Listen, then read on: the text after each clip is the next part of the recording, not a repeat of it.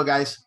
So what we're going to do today is we're going to take a listing agreement and complete it online. So when would you do this? So once you meet with your client, you talk to the client and you agree that you're going to list the property. Now's the time that you're going to take all the what you call it, the terms and conditions and everything you guys talked about, and you're going to put that on paper. Okay, so that's what we're going to do now. So at this point, you made the agreement, you talk to the clients, you're good to go. Now you have to type it up and get it signed. So the first thing you do, I'm just going to go into one of my MLSs. I'll go into beaches again, just to keep it similar to what we did before. Okay, and we're just going to I'll pick anything. I'll pick a house that's on the market for sale. It doesn't matter because it's, we're going to trash this at the end. So it doesn't matter at all. So let's say, we're just going to take a property. Let's see something that's on the market new.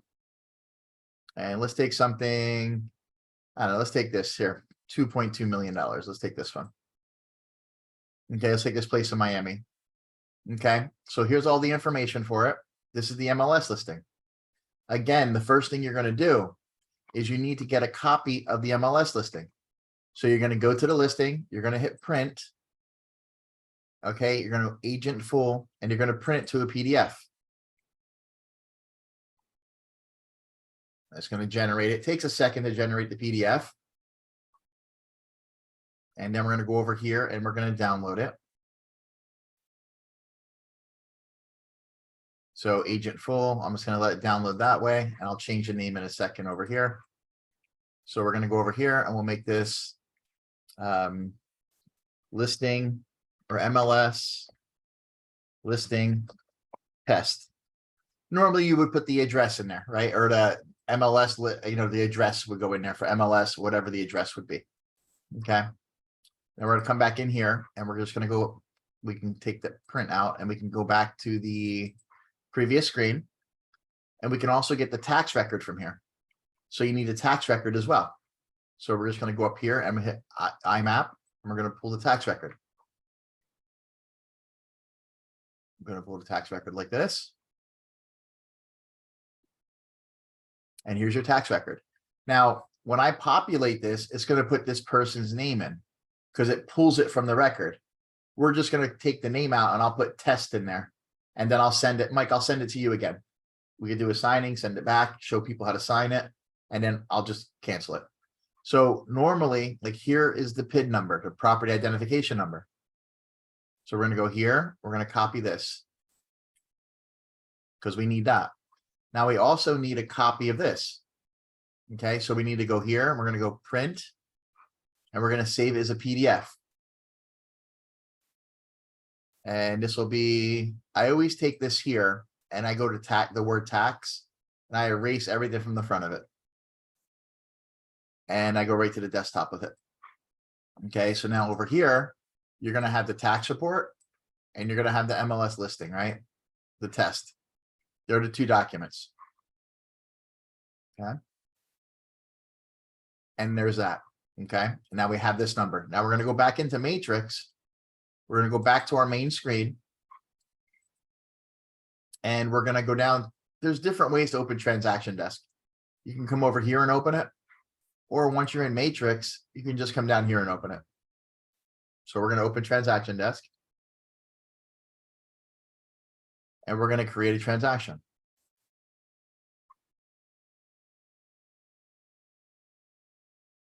Okay. And we're going to do test listing. We don't need any templates or plates. Now our data source, you can use the MLS. Like I have Flex MLS, I have Matrix MLS in this transaction desk.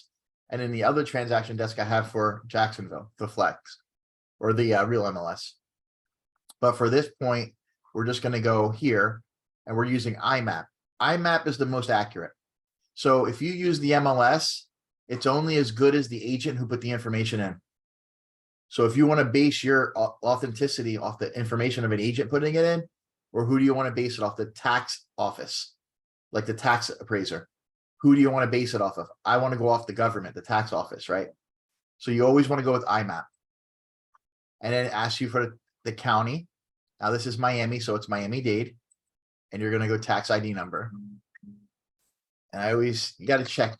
When I copied it, there was a space there. If you leave that space, it won't take it. All right, and then here we're gonna be the listing agent. Let me just turn my phone off real quick. Okay. And we never use the wizard for this. Okay, so now we're gonna go here and we're gonna create this to open. Okay, so now remember how it populates everything for the house? It's all here. And it put the seller in, right? Now we're gonna, normally you won't change that, but I'm gonna change that just for this purpose. Normally it's there. Okay, there's all the information for the seller. Now, what you want to do is just go to the contacts, make sure everybody's in here properly. So we have Pier 21 Realty as the broker. Pier listing agent is, I'll be the listing agent here, and that's the seller. Now what I'm gonna do is disregard this. I'm just gonna put test in here, right? Test listing. Okay, I'm just gonna take that out. And Mike, what's the email? M_Clemmer at iCloud, was it? iCloud.com, yeah. Okay, so there's that now. You put that, if the legal name was different, if it was an LLC, anything, you could put their address in here. Here's the address. We'll just make it same as the property address.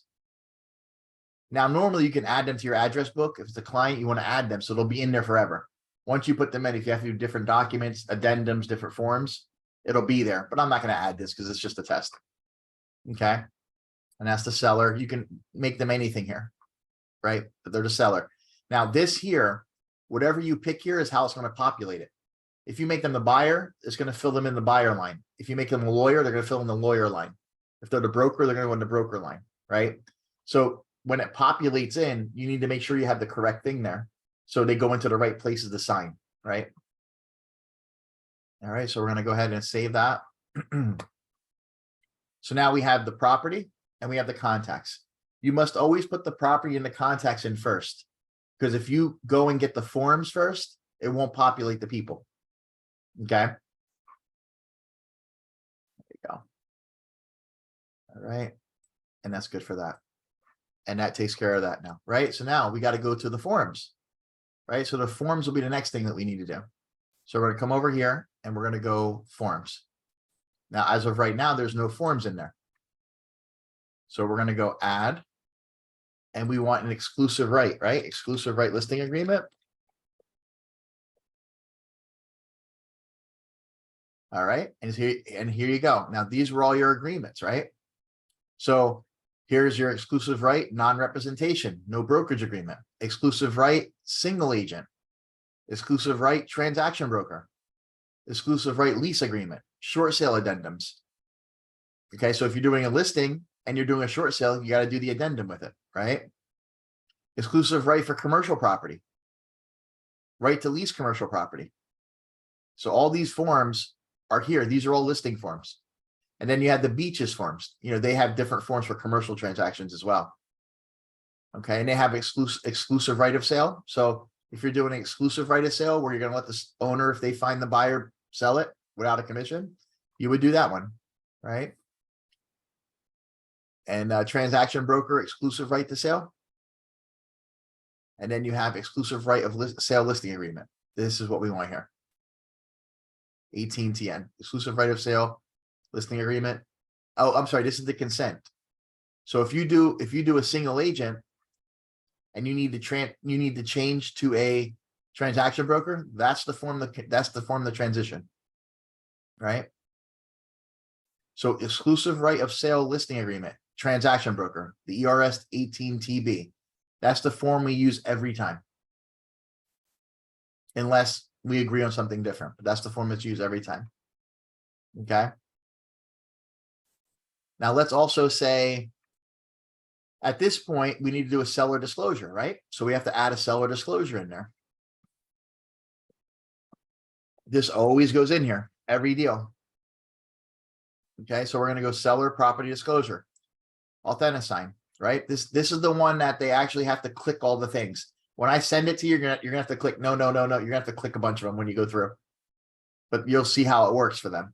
So this is the seller disclosure for authenticing. You always, now this is a fillable one that they can type and fill. You don't want that one. You always want to use the one for authenticing. That's right here. And that's going to put that in there. Is this a condo though? I'm just using it like Okay. I could, you want, let me use the one for the home. I just used one just to use it. Here, we'll put this back in. Yep.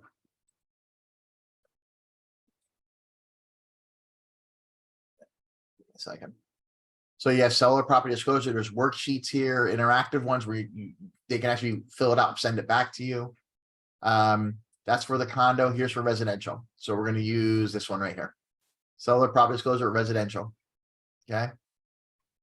We'll use that one. There we go. There we go. Okay, now you have that. Now let's say it was built before 1978, right? Let's say we need a lead paint disclosure. Let's go here, we put lead in there, and it'll come up here. Lead paint. Lead-based paint disclosure rider, right here. You're gonna take that one. Let's just put that one in there. And then we're gonna say it has an HOA, right? Now, the HOA document, when you do the listing, I fill it out. It doesn't always have to be filled out ahead of time. I recommend you do it. Now, the reason I do that is I take the seller disclosure and the HOA document and a lead-based paint document, have it signed by the seller now. And then when I put the listing in the market, I put that in the attachments where the agents can see it on the listing. So when they go to make an offer, you tell them, hey, they call you about the property. Hey, we're going to be sending an offer. Great. Well, when you send it, go into the attachments. I have the lead paint, the seller disclosure, everything's in there. So when you send me the offer, send everything back signed by the buyer in one document. That's what I tell them. So we don't have to go back and forth. Once we got, because then you have to redo it, redo signings, right? So it's already signed by the seller. It's in there. Now go ahead and print those out, attach them to your folder, or download them and attach them to your folder. And then you could have your people sign them off in one document, right? So that's why I do them ahead of time. Not everybody does that, but I recommend you guys do that because it's going to eliminate steps for you later going back and forth with agents. You want to get everything done as fast as possible up front. So I'm going to go here and I'm going to put HOA disclosure.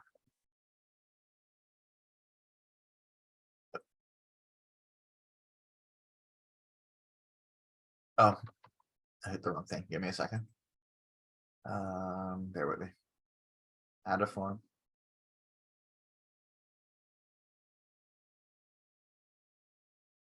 I think you gotta spell it out. There we go. So you're gonna have,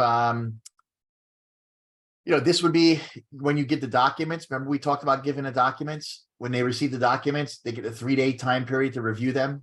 When it's a secondhand sale, that's the document you would have them sign when they receive them.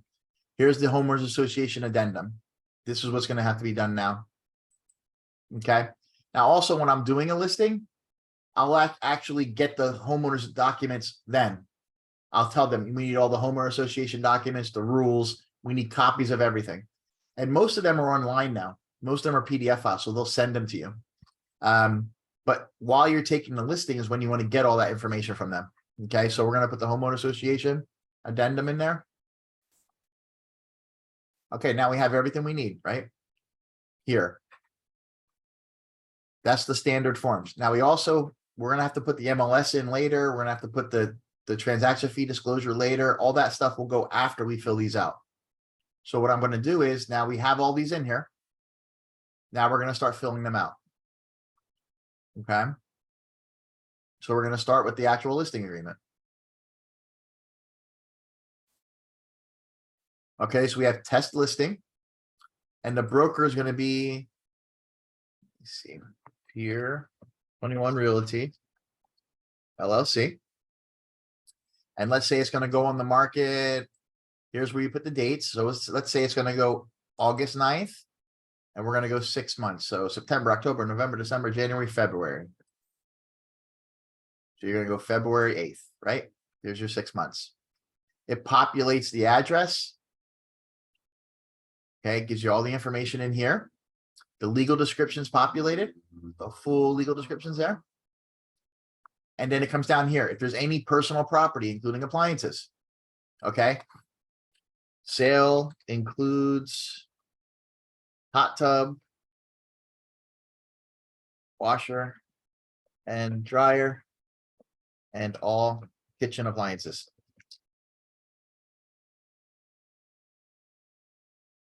I can't see because the pictures are there. Hold on. There we go. All kitchen appliances. Okay, we'll put that in there. Okay, and it's gonna say that's personal property included, okay? And that'll go in there. Okay, and then you have, if there's a list, say, let's say there's a list of things that are staying, you would do this. And then you would have a list, you would put an addendum with everything on it. There was a whole list of things. Then we talk about occupancy. Now, it is occupied by a tenant or it's not occupied by a tenant. Because at this point, if it is, you got to tell them when the lease ends, right? Because the buyer needs to know they have a tenant now. They got to assume that tenant. If it's not, that's it, right? So it's not. Now, if you check this and you put the date in there, you also need to give them a copy of the lease. They have to see a copy of the lease. So when you're getting a listing, you get the seller to give you a copy of the lease, and then you upload that into your attachments along with your seller disclosure. So when somebody's looking at the property to go see it, they can actually look at all that before they schedule an appointment to go see it. Because you don't want them to go see it, waste their time, and see the rent's too low for the price they're going to pay. They want to, you know what I'm saying? You don't want to waste the time taking offers and doing deals and then it fall apart because the rent's not high enough, right? So you want to give them all the tools they need before they actually make an offer, right? Okay, so we're going to say this is not currently occupied by a tenant. And we're going to say the price is, $2 million. Let's just say $2 million. And the seller is willing to accept cash, conventional financing, VA, and FHA. Now, if the seller is going to hold a mortgage, you would put it in there, seller financing or, whatever, you would put a note there. And then also it comes down here. If there's seller financing, how much of a mortgage would they give them? Well, if there's seller financing, they'll give them 1.8 million. Right? So they got to come at 200 grand down. And you would put that in there, right? That would go in there if they were doing that, but they're not. So we'll take it out. Now, assumption of mortgage. If this is an FHA deal or a VA deal that could be assumed, you would fill all that information in here. Okay. And you would just fill in the information. How much it is, what the assumption fee is, the term, all the information you have for it. Okay. And then this doesn't matter if you're not doing that. That whole section doesn't matter if it's a no. And then there's the broker obligation. This is where the broker agrees to make diligent and continued efforts to sell the property in accordance with the agreement until the sales contract is pending on the property. It's a statement that you're going to do your best to get it sold. This talks about the MLS multiple listing service. Did you guys get a chance to see the video about the NAR, about the lawsuit that I made? Yes, I did. Yeah, I watched it. Yep. So this is what I'm talking about. This section here explains everything about the MLS. And then the next section, this is what doesn't make sense with that. Just as we're talking, it explains everything to them, how the marketing works. It also goes over the authority to sell it. So here, the seller has the option to allow us to market the property in public, unless it's eliminated by the paragraphs below. The public marketing includes flyers, yard signs, the IDX feeds. The IDX feeds is what puts it online. That's what Zillow gets. That's what Trulia gets. That's what all the websites you get. They get the IDX feed. Our website that has all 3 MLSs on it, I have an IDX feed for all 3 MLSs. So when they go and they look at the top 100 cities, even though you guys are in one MLS, they're seeing all the MLSs because my IDXs are on there on the sites for us, right? That's how that works. A seller has the right not to have it on there. So they can say the seller does not authorize the property to be on the MLS. Okay, they display the property in it, but they don't want the street address. on it, right? Maybe they don't want their street address. They don't want people to know that this is their house for sale. So they have the right to choose that, right? And then they're gonna, the seller, this also goes with them understanding the knowledge that if a seller checks option 6BI, the broker will be limited to marketing the property only to agents in the broker's office. Right? So if you don't put it on the MLS, you can only tell your agents it's for sale and they got to try to find a buyer. Right? Or you can talk about it to people, but you can't advertise on the MLS. And some people may not want it on the MLS. Now, let's go a little further. Obtain information relating to the present mortgage of the property. So we need to know what's owed on it. Provide objective comparative market analysis for potential buyers. We're going to do that. Now, you got to check these if it's applicable.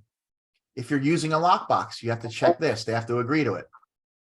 They can also say, once we have an offer, we don't want verbal offers. We only want to see them in writing. They can say, we don't want verbal offers. They can say, withhold all offers once seller accepts the sales contract. So if they accept the sales contract, they can say, withhold all the offers. I don't want to hear about them unless the contract falls apart. If they don't want to deal with them, right? And they can check that. We can check that. Now, this talks about virtual office websites. Okay. They have the option to have their property not on websites. They do not authorize it. They don't want them on websites. Some people who are pretty wealthy, they have hundreds of thousands of artwork in the house. They don't want their house on the market so people can make them a target, right? They can come in the house. They can try to come back and break in. People sometimes don't want their properties on the internet. Seller does not authorize third parties to write comments. So when you put the listing in, you can make it so people can't comment on the property. A neighbor you don't like can't make a bad comment about the property. So when you put the listing in, there's boxes. You check yes, no to these.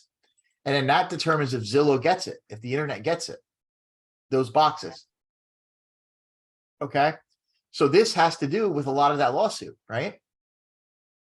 So when the seller is going through all this and they're making decisions, yes or no, how can they come back and say, we were not informed? We did not know, right?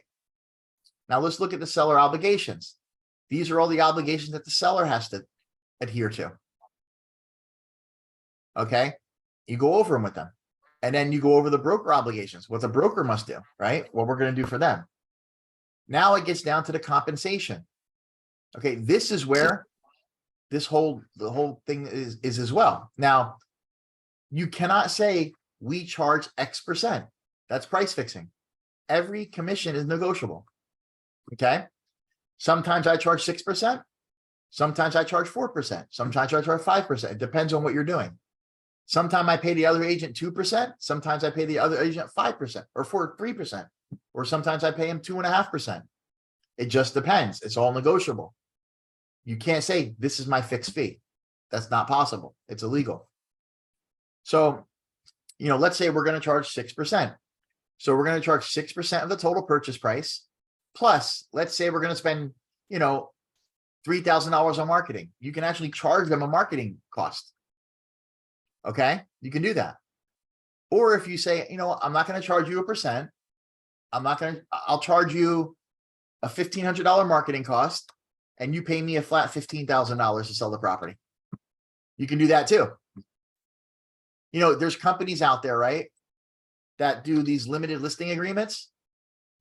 So there's limited listing agreements. They're different than this. It's a different form. I could show you one. A limited listing agreement means you're going to take the listing, put it on the MLS and do nothing else. Yeah, these companies will charge $500, $399 to put people in the MLS, like for sale by owners. And then when the people call, they have to call the owner directly. The agency don't take the calls. The agency does nothing. They just put it in the MLS for them. And then what happens is there's no legal liability. Like you have nothing. And then what happens is the seller, they go to them directly, they do the deal. And then when they sell it or it's pending, they tell you, you make it pending. When they close it, you close it. And you charge a flat fee for that. I don't do that. There's flat fee discount brokerages that do that. I've never done that. But that's something else that you have out there. So for them to say they're forced into an MLS, they're forced into pay commissions. None of that's true. They have options all over the place, right? So, okay, so let's say we're charging 6%. We agree 6%. Now here, if there's an option, so if we sell it, traditional sale 6%, but you have to also explain to them, if we put it on the market and you decide, I know you're not going to lease it and option it. We know that, right? We know we're selling it. However, I have to put this in here in case that happens.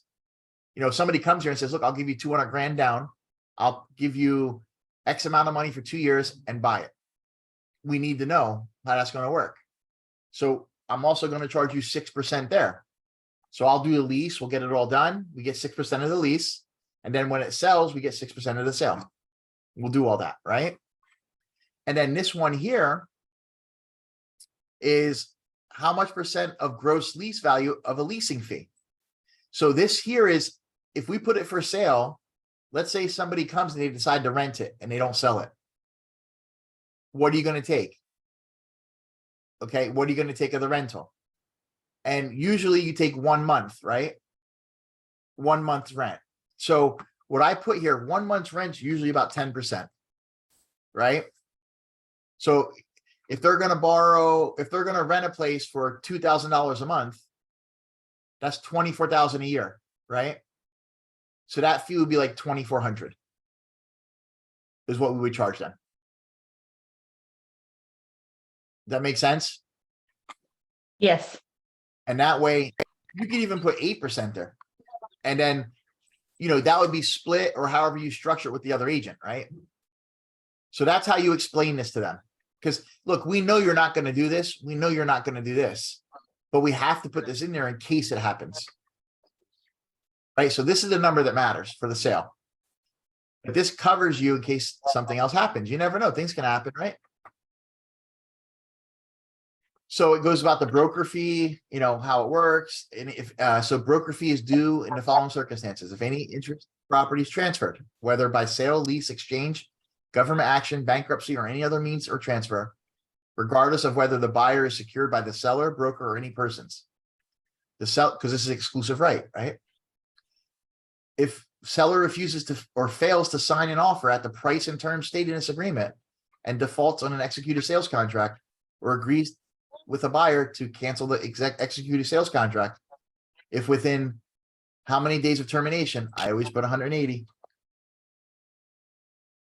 a protection period, the seller transfers a contract of property or any property to a prospect with whom the seller, broker, or any real estate licensee communicating with our listing before the termination date, they owe that fee, right? So if we show them the property, they cancel the listing, and within 6 months, they sell it to somebody who we showed the property to, or one of our agents came in and sold the property to, they still owe the money. And then, however, no fee will be due the broker if the property is relisted after the termination date. So if, say we have a listing and the listing expires and they hire another agent, and then somebody we showed the house to comes and buys it, we don't get any money. That we get voided out on that. Because our contract dies when the other contract starts, right? Because it died, you can't hold them to that. Now, retained deposits. As consideration for the broker services, broker is entitled to receive 50% if left blank, all deposits of the sellers retained as liquid damages for a buyer default in a transaction, not to exceed paragraph 8 fee. Paragraph 8 fee is 6%. So if we're selling a house for $2 million, they put $100,000 down, right? They put 100 grand down. The deal falls apart. The buyer defaulted. The 100 grand goes to the seller. We get 50% of that up to the commission. So 6% commission on $2 million is 120,000. So we would keep 50,000 of that 100,000. And then it goes back on the market. If you leave this blank, some sellers will say, no, you're not keeping a deposit. I tell them, look, I'm doing the deal. I'm doing all the paperwork. We're getting it done. If there's a deposit, we keep 50-50. We put it back on the market. We sell it again. I've never personally had anybody not do that. Now, what happens is when you list a property, the rule of thumb with the MLS is if you get a deposit. So let's say it's $100,000 deposit, you're keeping 50-50. Traditionally, you would give 25,000 to the other agent. So they get half of it, you get half of it. And then the owner gets half. So 50,000 of them, 25. However, on all of my listings, in the additional, in the broker comments, I put in there that I do not share any retained deposits. Because if an agent comes and they do a bad job for their client and they mess the deal up, I'm not giving them anything. And as long as you disclose that, you do not have to give that. So in the broker comments on all my listings, like Crystal, when we put our listing up, I'll show you. We're going to put it in the broker comments. Any retained deposits are not split between, between the selling agent brokerage. I have a legal statement a lawyer put for me. So I put that in there. I don't split deposits with people when they lose them. Okay, so now that takes care of deposits, or that takes care of commission fees, right? So when you're talking to the client, that's what you're charging the client, correct? That's clear. It's a full 6%, right? That's it right there. Now, out of that 6%, if there's a cooperating broker, you have section 9. Now, section 9 comes up here. Okay. So, okay, Mr. and Mrs. Seller, our commission fee was 6%. We agreed. Great. Now, section 9 explains to you if there's cooperation with the compensation to other brokers, we have to give a notice to you, the seller. The buyer's broker, even if compensated by seller or broker, may represent the interest of the buyer. The broker's office policy is to cooperate with all other brokers except when it's not in the seller's best interest, and to offer compensation in the amount of. And there's 3 different ways you can offer compensation. So you can offer 1%, 2%, 3%, whatever you want. You can give them 5% and keep 1. There's no rule to it. But I usually offer to a single agent, I give him 2%. Right? Or you can give them a flat fee. You can say, I'll give you, like that company in Texas, when there was a Keller Williams agent, they gave him $1, right? They didn't like Keller Williams. Any Keller Williams agent sell the house, they give them $1. They put that in the additional comments down here. Right? But in general, to a cooperating broker, you can say, I'll give you $2,500 if you would sell the house, right? You can do that. It's your decision. It's the seller's decision. If the seller agrees to it and you agree to it, they're signing to it. So what gives a seller a right to come back 4 years later and say, you took advantage of me by paying the other broker? That's what the lawsuit's saying, right? How does that make sense? So here, you're going to take this out. So for single agents, we're going to give.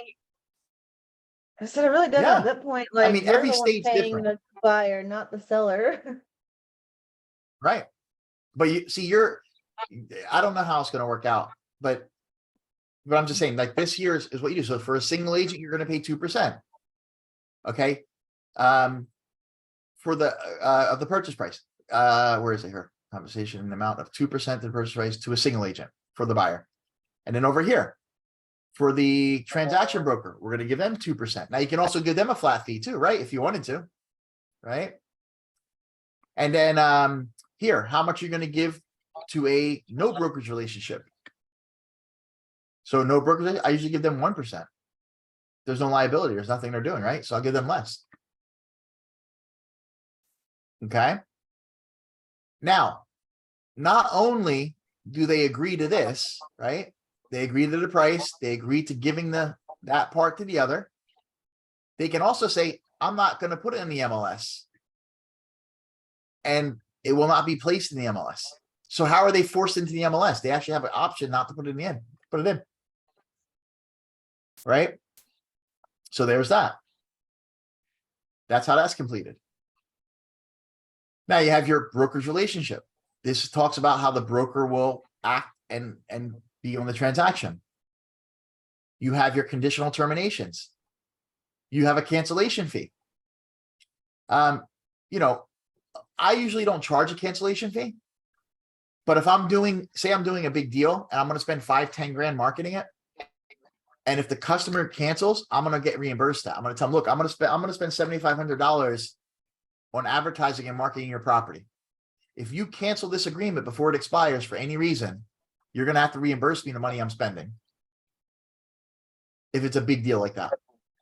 If it's a deal under $500,000, I usually don't charge it. You know, because if they don't want to work with me, I don't want to work with them. You know, I'm not going to hold somebody hostage. You know, I'm going to do my best job for them. You know, now, you know, normal companies, you'll see they put a $500 cancellation fee. It's enough to keep them, you know, from leaving. We can do that. That is possible. It just depends how you are with the client, if you want to ask for that. I leave that up to you guys. I don't have a mandatory cancellation fee on that. And that cancellation fee, if we get that, you know, that just splits. It'll be 50-50 on cancellation fees. That's just how the fees work. So we're gonna say 0. We won't charge them anything. Dispute resolutions. So you have, anytime there's a dispute, you agree to go to arbitration, you agree to try to work it out before going to court. Right? Everybody agrees to work it out. Okay. And then they initial here. The seller will initial here if there's 1 or 2. The sales associate issues initials here. And then the broker has to initial. So what happens is, once you guys have your agreement signed and completed, you then need to send it to me for a signature. That's when I'll look. Now, this is when you're doing your own contracts, right? So when I'm doing them with you, we could do it together. But when you're doing your own listing agreements, before you can put them on the market and active, you have to get it all signed by them and then ship it over to me. I'll look it over, make sure everything's good. And then once I put my initial on it, that means I approve it. And that means it's active. Now you have to upload it into the system, and then, you know, we're good to go. But I have to have my initials on here, or this agreement is not active until I have that initials on here. Okay. That's how the documents work. And then you have the agreement. You know, the agreement is the entire agreement between the seller and broker. No prior present agreements or representations will be binding on the seller or broker unless included in this agreement. Electronic signatures are acceptable and will be binding. Signatures, initials, and modifications communicated by fax will be considered as originals.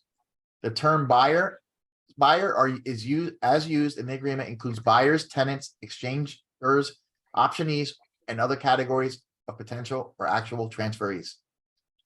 And then you put in here, let's say, you know, the seller had 2 people he showed the house to before he listed it, 2 of his neighbors, and Jim Jones and Jim Smith, right?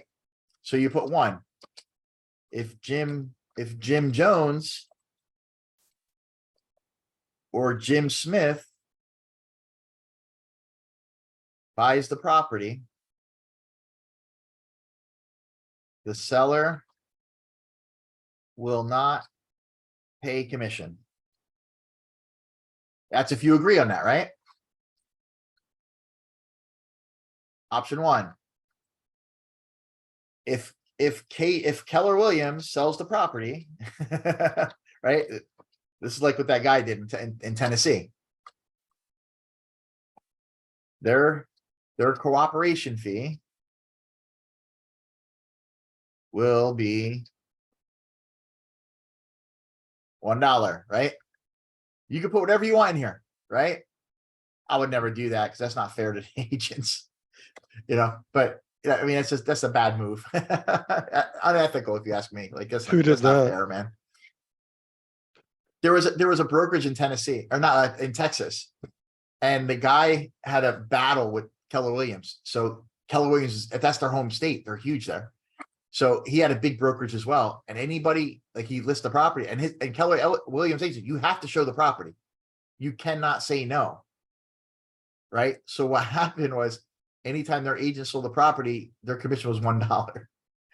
So he hated Keller. Like, he had a big battle with them, and just, it was a policy. That was it. You could do that. I mean, that's no problem. There's nothing wrong with that, right? I mean, the guy did it. So anything goes in here, you know. When showing the property,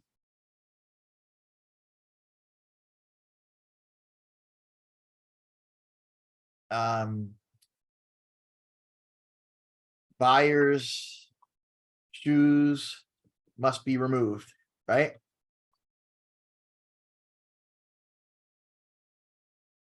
Or booties on, right? Little plastic booties on, right?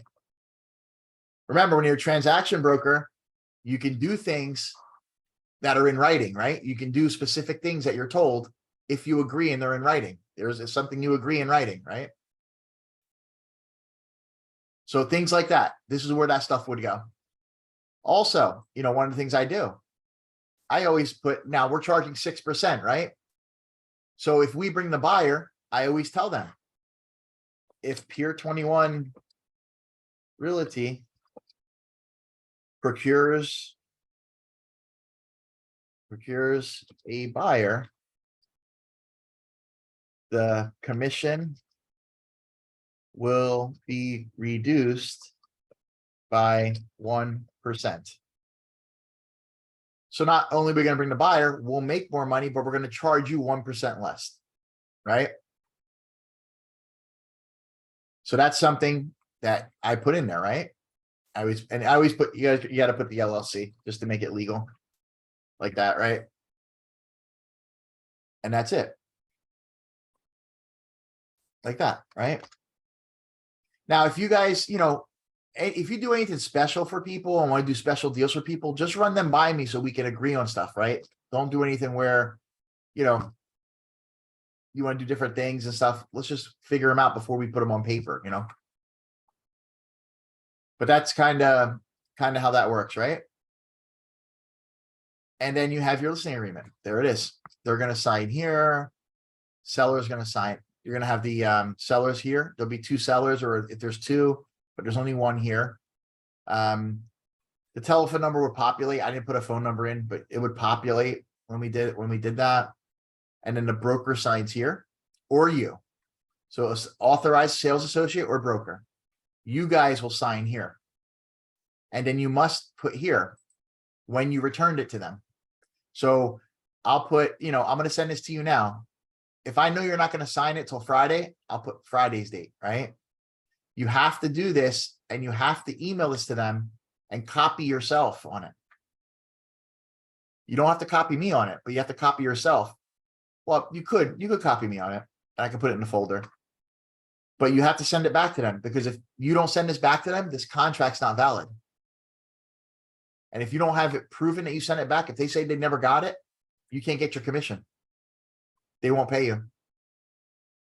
So this has to go back, and you have to have email receipt showing it going back. Okay.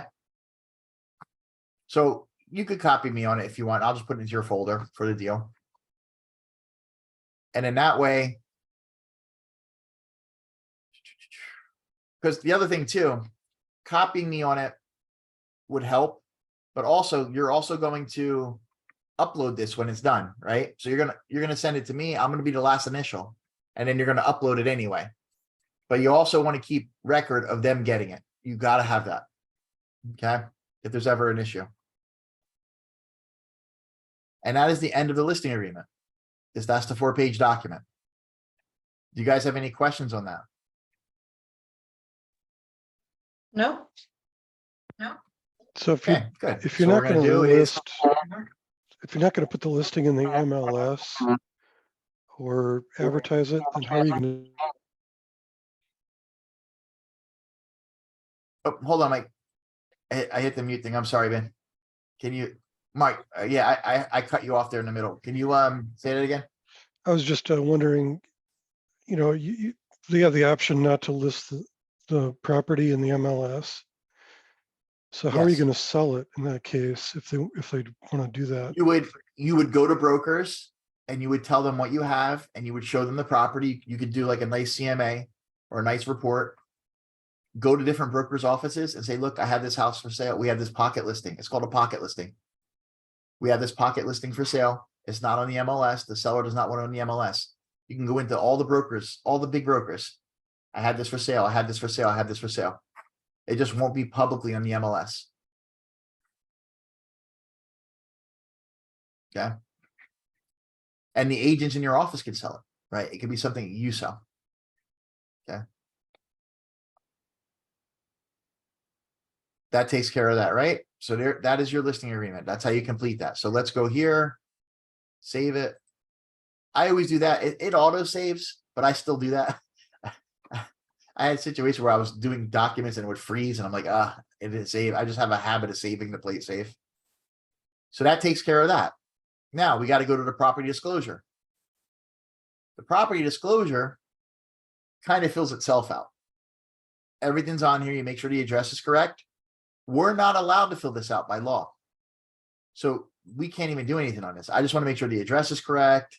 Just look at it, make sure it's the right form. There's nothing for us to do. Their name goes in here and that's it. Okay, so this form is good. We can get out of there. The lead paint disclosure.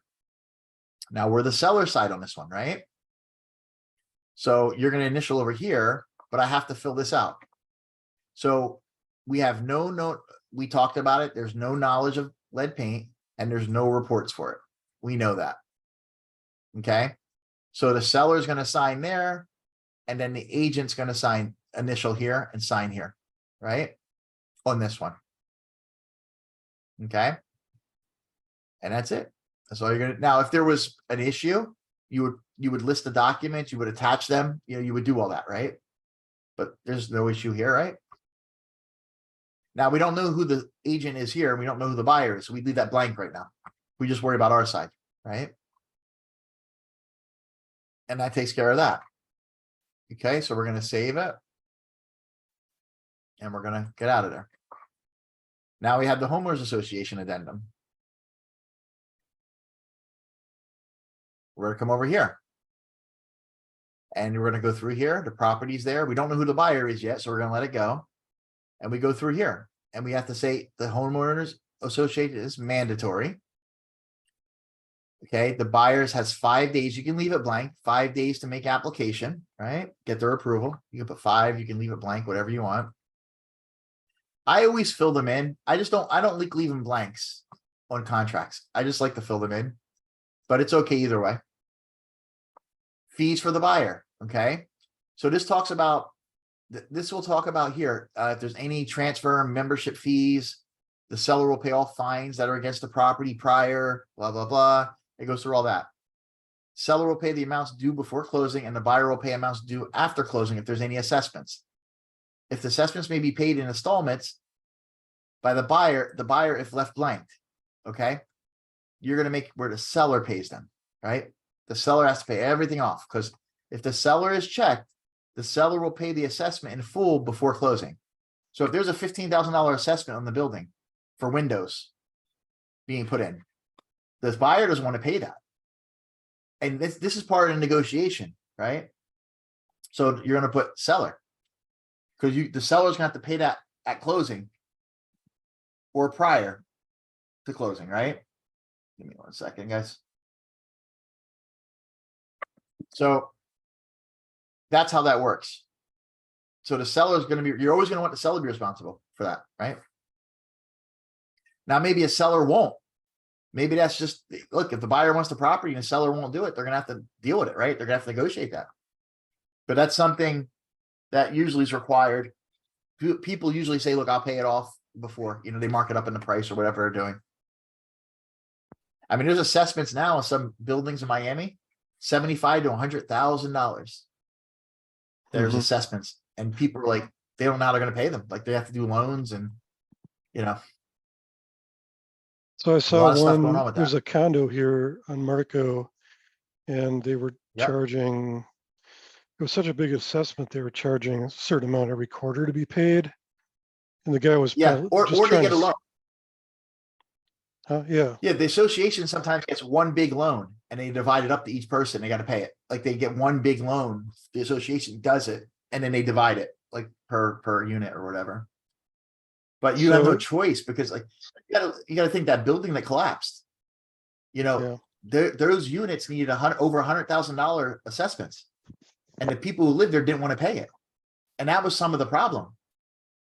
They didn't want to pay it to do the work. And this has been years. And then that building collapsed, so they kind of should have paid it. And maybe it wouldn't have had, I mean, I don't know, it's crazy.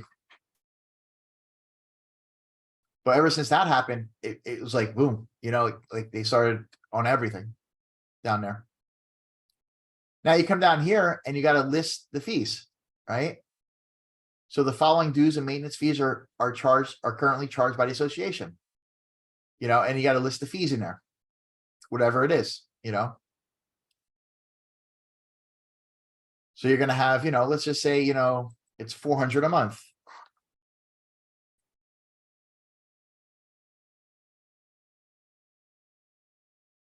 I'm just gonna put that one in there. Let's just say we have that association fee. Right? So we're disclosing that. That's what it is, right? Homeowners Association, damage to common elements. Buyer elects to proceed is not determined assessment. You could leave this blank. I mean, it's gonna give you a 1.5% of the purchase price for damage of common elements. As a result, damage to common elements, and any portion of common elements is damage due to fire, hurricane, or casualty. Close before closing, either party may cancel the contract. Yep, that's like a force majeure. That's a normal thing. Cannot determine assessment. Right, closing assessment association accountable. How else? It's greater than. Okay, they're saying how much damage has to be done before you can apply this, and they say 1.5% is what they say. So 1.5% of what you're buying it for. Okay. And this goes over to disclosure summaries. The community, you got to put the community name in there, whatever the name of the community is. And then you're going to put here, if there's any assessments, if there's no assessments, you put 0. 0. If there is an assessment, you obviously fill it in. There may be obligation to pay rent. There's 0, say. And then the buyer's name will go here. And that's it, right? So the buyer's going to sign this, not the seller, right? You see, but the seller is going to the initial this here. But you're going to do this because we have to fill this out for them, right? So basically we're doing it now, so it'll be filled out for them. And then they can just take it, review it, verify it, sign it. Okay, so we're gonna go here, we're gonna go save. And we're gonna go back, we're gonna close out, right? So now we did everything. So we're gonna come back to the main form. And we're ready to sign it now. So we're gonna go sign, right? Now we have to add the other documents, right? Because right now we only have one form. So you want to add the documents before you add the people. So you go into documents and we have to add them. So first we're going to do is add them from the transaction, right? So we have the listing agreements already there. We're going to put the property disclosure next. The homeowners disclosure next. And then the lead paint disclosure. Now they're all in there, right? We can now we got to go to upload import. This is where the MLS and the tax sheet go in.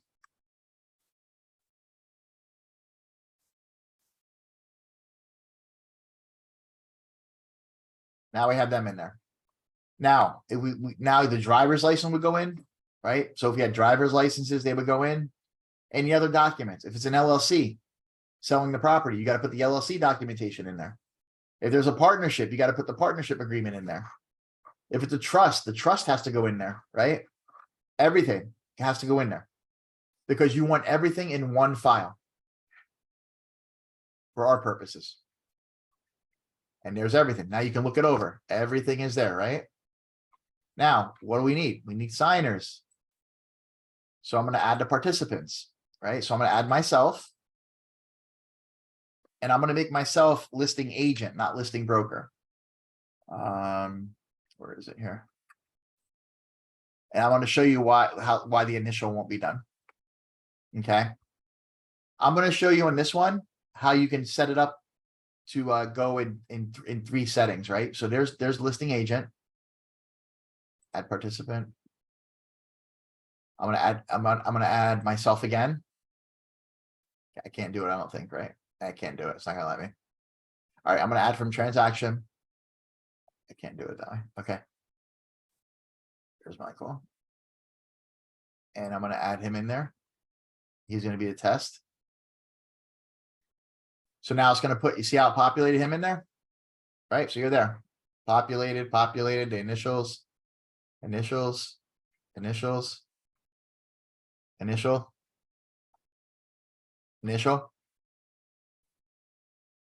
sign, the sign's up here, initial here, that's a document, right?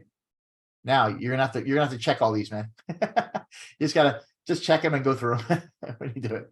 And that shows you what they're gonna check off, and then the initial and sign every page. And then this is the HOA disclosure. You're going to initial here as the owner, as the seller.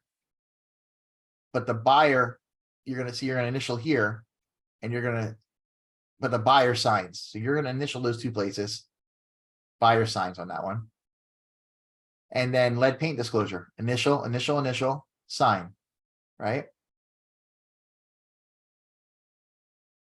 And then if I go over to.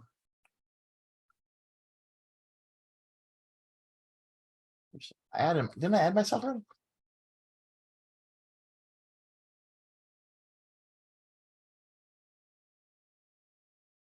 Okay, so here we go. So listing agent, there. Now you're gonna see me go in there. You're gonna see my colors pop up, right? So watch, boom, see? Now I got an initial and sign. Right? All my things are there now. So also up here, I have to initial, right? But you see, this is blank. You see that's blank there? So what you can do is you can add me to the signing, right? So you can add me. I don't know if I can, let me see if I can do this. Hold on.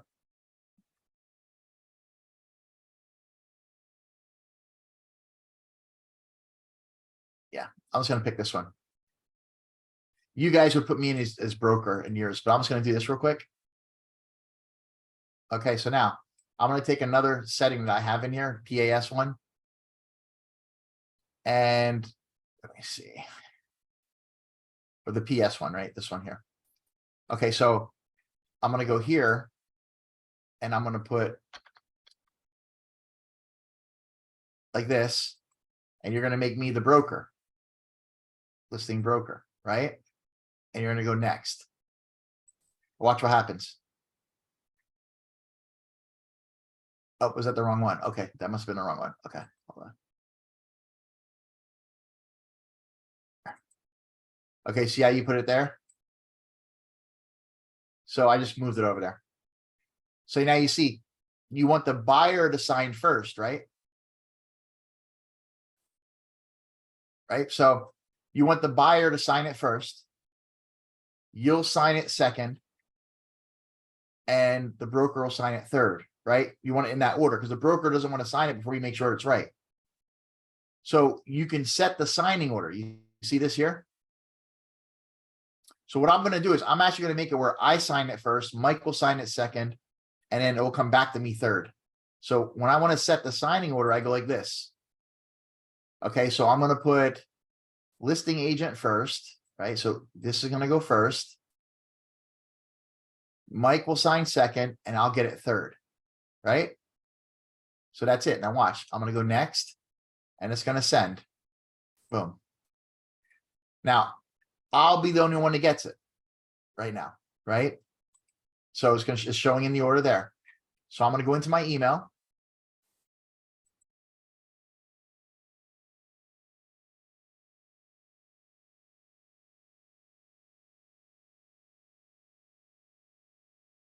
Okay. And there it is. See, it requests my signature. Mike has nothing right now, right? So nobody else has nothing. Now I'm going to go start signing, and I'm going to sign first because I want the buyer to see my signatures on it when they sign. So I'm going to do my initials, my initial here, my initial here, my sign, my initial, my sign. Complete it. Now, I'm going to close that. I'm going to come back over here and I'm going to refresh. It's going to show me that I signed. Right? Now, Mike, you can go to your email. You're going to see it in your email.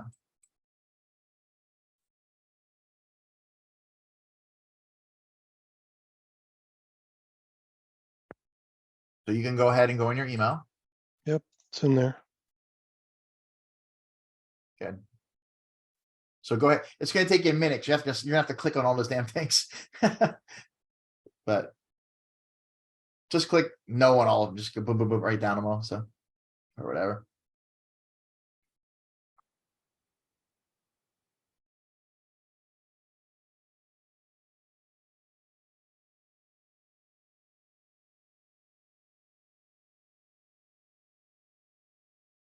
It tells me it's updated for mine.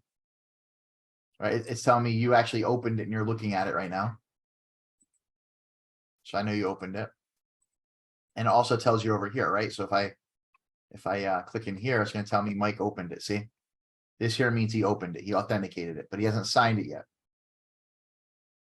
And I'm still waiting for it to come back so I can sign off as the broker.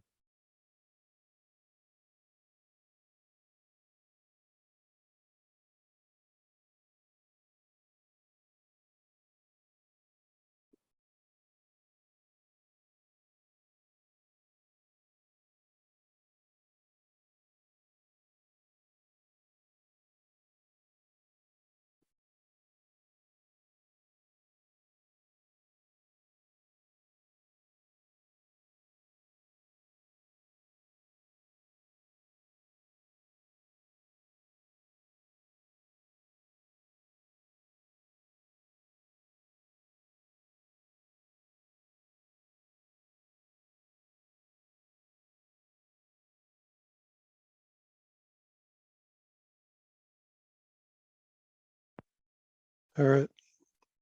Should be done. Yep, see, I already got the email saying that you updated it, right? And in a second, it's I'm gonna get another email saying my signature is requested. So that's telling me you signed, right? And if I go into the signing, it's gonna tell me 2 or 3 are done. Watch, I'm gonna do this. And there it is. Now it's telling me and Mike signed. Now I'm just waiting for broker to get it. So I'm gonna come over here. And I should be getting it any second. I wonder which email. Might have went to my other email. Hold on. Yeah, look, it came. It's my other email. It went to this email here. So here's a signature request. I'm gonna go in. Now I'm gonna accept it and I'm gonna look at it. I'll say, okay, this is good. Let me see what we got here. Go through it, make sure everything's good. I see the initials. Go here, make sure the initials for the sellers here, good. Here. There's a commission, there's what we're paying, good. There's the initials for them. Initials are here. Now I'm also gonna go through here and make sure, okay, seller disclosure is done. All the initials are there, nothing's missed. Now, if there's something missing here, I'm gonna tell you fix it before I sign it, right? So I'm gonna say, fix it before I, so you would print this out then. I'll show you how to do that.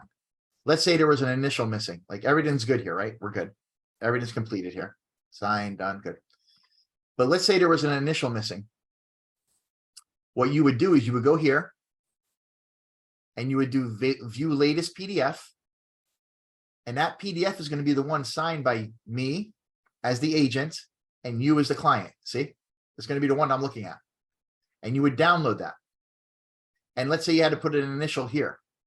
You would just put that back in transaction desk, upload it for a signing, put an initial and send it. Do you want me to do that? Do you want me to show you how to do that while we're doing it? If you ever had to do something like that, I could do it quick. It's easy. So let me download it. Okay. So I'm going to download it. Get this out of the way here. Save it.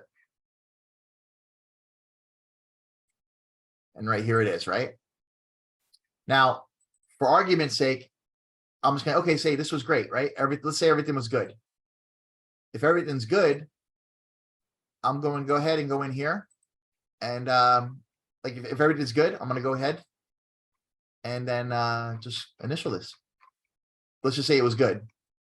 And then, okay, I'm gonna initial it and hit set hold on. Yeah, that's fine. Whatever. Complete signing. Done. Now it's going to come back. See here, it already came back. So now if I'm the agent, all I have to do is go here It's coming back, it's saying it's signed, and now it's saying it's complete, right? The complete one. I'm gonna download it.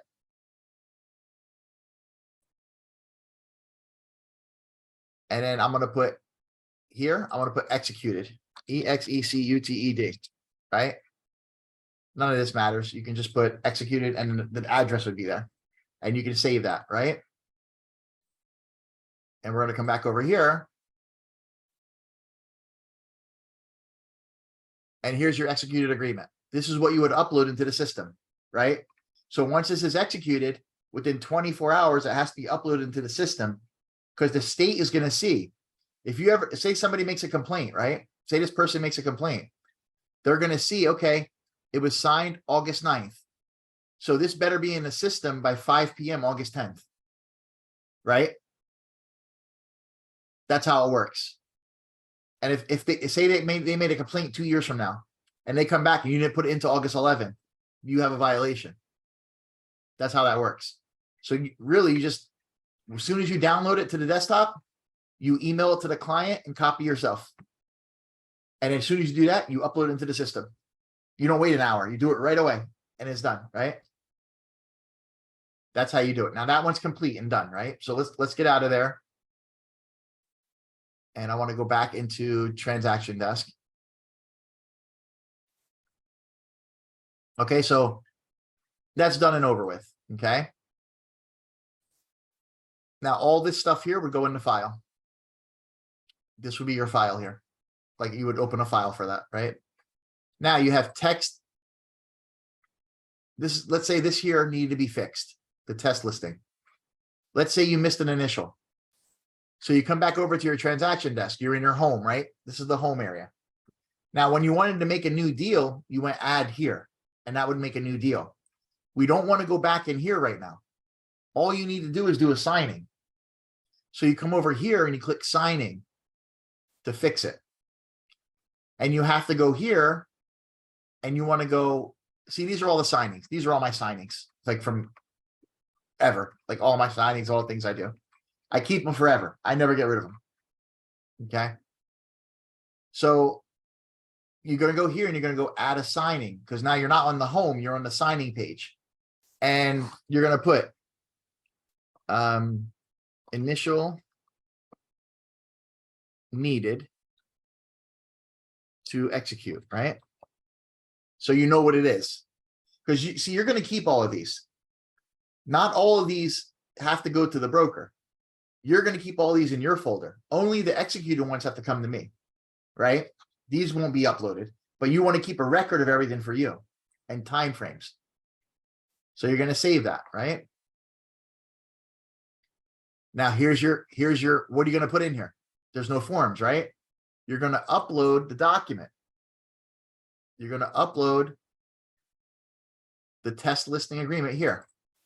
Okay. And now you have that in here. The actual executed agreement is here.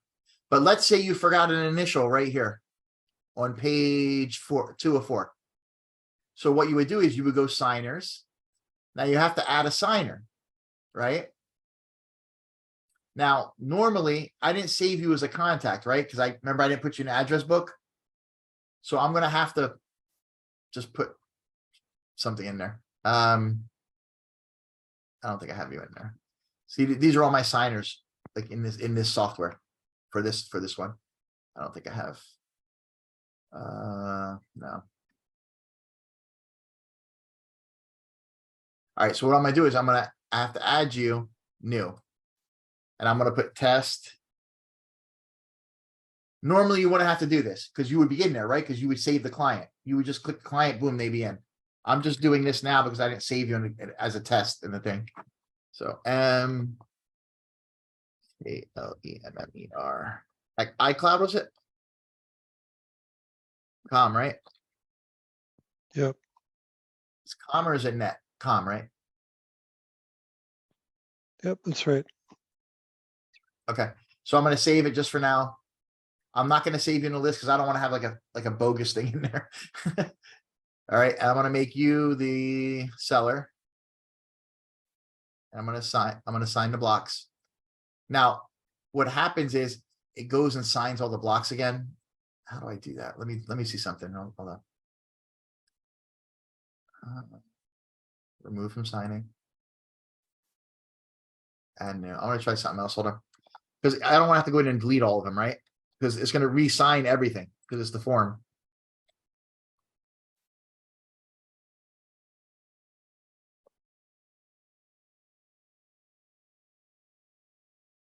Okay. I'm gonna save you.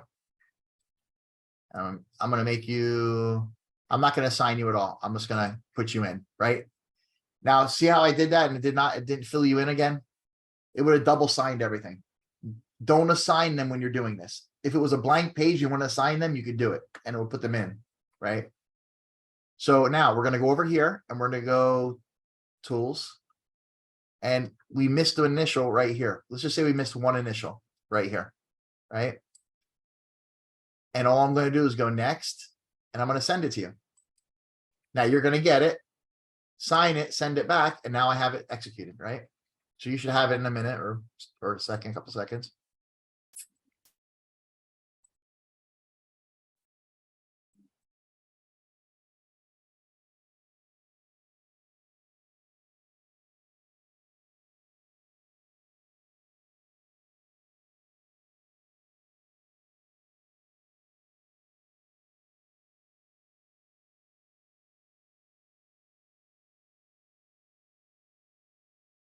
There it goes, it's completed. I got it back. Right, so it's gonna be in my email. You can do it from here and you can do it from the email. It's easier to download from the email. It's in one place. So let me, there we go.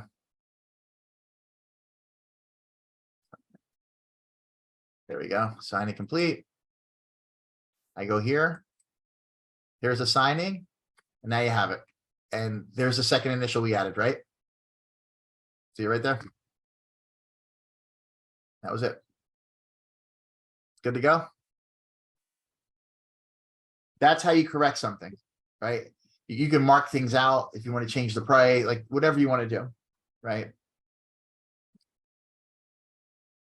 And that's a listing agreement. That's how you do them.